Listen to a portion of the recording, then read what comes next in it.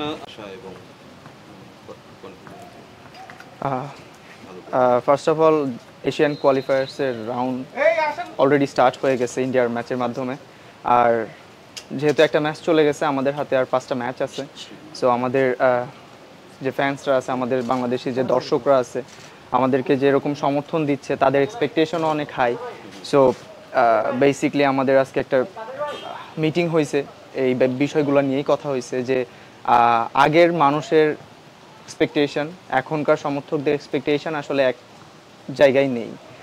মানুষ আরও বেশি এক্সপেক্ট করতেছে, বেশি চাচ্ছে। সো সবাই সবার জায়গা থেকে দৃঢ়প্রতিজ্ঞ যে আরও ভালো কিছু করার চেষ্টা করবে, এবং নিজের জায়গা থেকে যতটুকু লেভেল বাড়ানো যায় সবাই চেষ্টা করবে সেটা।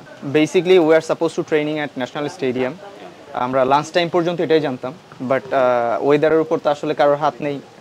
বৃষ্টি শুরু হয়ে গেছে, তো সেজন্যই সাডেন আমাদের স্কেডিউলটা চেঞ্জ করা হয়েছে। সেজন্য আমরা ন্যাশনাল স্টেডিয়ামে ট্রেনিং করতে পারিনি আজকে, যদিও আমরা করতে পারলে ভালো লাগতো, কারণ দীর্ঘ 4-5 বছর পরে আমরা ন্যাশনাল স্টেডিয়াম পেতে যাচ্ছি।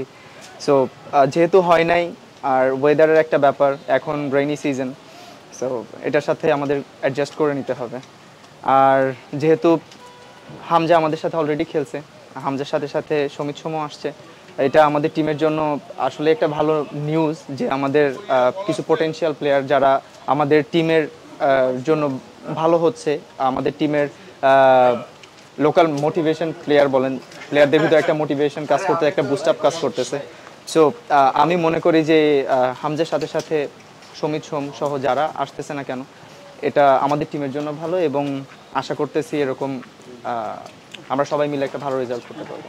অ্যাজ এ প্রফেশনাল প্লেয়ার সমর্থকদের এক্সপেকটেশন থাকবে, যদি আমরা তাদের এক্সপেকটেশন ফুলফিল না করতে পারি তারা আশাহত হবে, আর যদি করতে পারি তারা আমাদেরকে সাপোর্ট করবে আরও বেশি।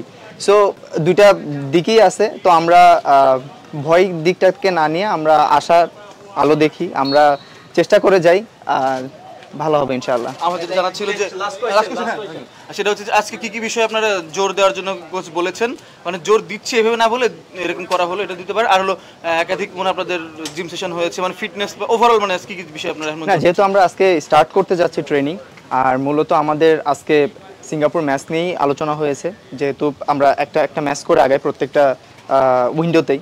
সো যেহেতু এখন আমাদের নেক্সট ম্যাচ সিঙ্গাপুরের সাথে, তাদের স্ট্রং উইক পয়েন্ট নিয়ে অলরেডি কথা হয়েছে, আরও যে আমাদের সময় আছে সেই সময়টা নিয়ে আমরা সেটা নিয়ে কাজ করব।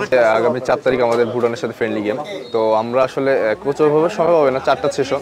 তো ইনশাল্লাহ আমরা সবাই যেহেতু খেলার মধ্যে আছি, এটা আসলে মানে তেমন একটা প্রভাব পড়বে না, আমাদের সবারই ফিটনেস আলহামদুলিল্লাহ ভালো আছে। তো ইনশাল্লাহ আপনারা জানেন যে ফিটনেসের জন্য আমাদের হচ্ছে আমরা জিপিএস ইউজ করতেছি, এটা আমাদের জন্য অনেক পজিটিভ থিং।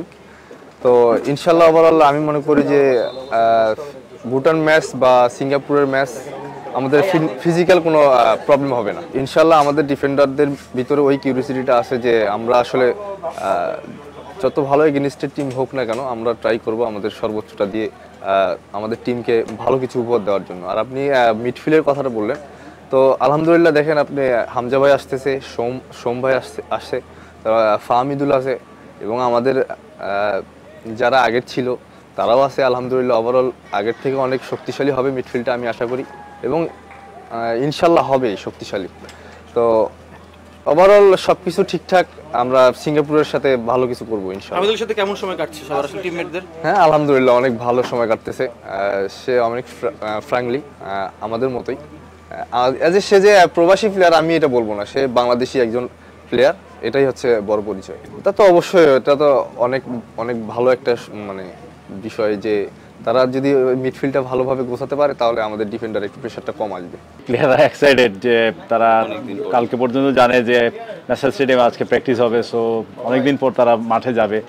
আর রেডিও ছিলাম, বাট এখন তো মৌসুম আসলে ডিফারেন্ট, বর্ষার মৌসুম, তো সব কিছুর জন্য আমরা রেডি আছি আর কি। ছেলেরা হুট করে বলা হয়েছে যে কিংস এরিনায় যাচ্ছি ওদের প্র্যাকটিস গ্রাউন্ডে, তো তারা রেডি। ওভারঅল হাবিয়ার যেটা করে প্রথম দিনেই টিমকে তার এই অ্যাসাইনমেন্টে কী করতে হবে, টিমের কার কী দায়িত্ব এবং আগে কি করেছি, কোনটা করা যেতে পারতো, একটা মোটিভেশনাল মানে স্পিচ রাখে, যেটা টিমকে উজ্জীবিত করে নিজেদেরকে সামনের যে অ্যাসাইনমেন্টটা আছে সিঙ্গাপুরের সাথে, সেই সিঙ্গাপুরে ভালো করার জন্যে। সো আসলে আমরা আজকে ভিডিও সেশনে আমরা আগের সিরিজে কি করেছি, কি করতে পারতাম, এবং সামনে আমাদের জন্য সামনে কি চার্টটা আছে, যে চার্টটা দেখানো হয়েছে যে আমরা টপে আছি, আমাদেরকে এই সামনের ম্যাচটাতে, কোয়ালিফায়ারের সামনের ম্যাচটা সিঙ্গাপুরের সাথে আমরা জিততে চাই। মানে এর পরেও আরেকটা ম্যাচ আছে, সেটাও হোমে। সো অনেক বছর পর আমরা হোমে খেলতে যাচ্ছি। সব মিলিয়ে একটা যে এনভায়রনমেন্ট আমাদের দরকার, এবং যে এনভায়রনমেন্ট তৈরি হয়েছে ফুটবলকে নিয়ে, মূলত সেটার ব্যাখ্যায় প্লেয়ারদেরকে হাবিয়ার দিয়েছে। আমাদের দৃষ্টিতে এটা একটা ব্যালেন্স টিম, যে টিমটা ডেফিনেটলি মিডফিল্ডে আপনারা জানেন কারা সংযোজিত হয়েছে, প্লাস অল ওভার ডিফেন্স এবং অ্যাটাকিং সাইড দিয়ে আমাদের টিমটা আগের থেকে অনেক বেটার সাইড। সো আমরা এখন ওটা বুঝ করছি না যে এখানে কোনো সমস্যা আছে। আলহামদুলিল্লাহ আমরা ব্যালেন্স সাইড। বিশ্ব সবসময় আমাদের একজন ইম্পর্টেন্ট প্লেয়ার। সো আমরা সবাই জানি সে ইনজুরিতে আছে, আশা করছি যে খুব তাড়াতাড়ি সে ফিরে আসবে। বিশ্ব ডেফিনেটলি আমাদের টিমের একজন ইম্পর্টেন্ট প্লেয়ার। ফাহমিদুল অবশ্যই একজন ট্যালেন্ট প্লেয়ার, এবং আমাদের ওই সময়টা সৌদিতে আসলে সে খুব কম সময় পেয়েছে, এবং এখনকার ফাহমিদুল আমার কাছে এবং হাবিয়ারের কাছে মনে হচ্ছে যে সে অনেকটা রেডি হয়ে এসছে, যে সে ভালো কিছু করার জন্য মুখে আছে আর কি।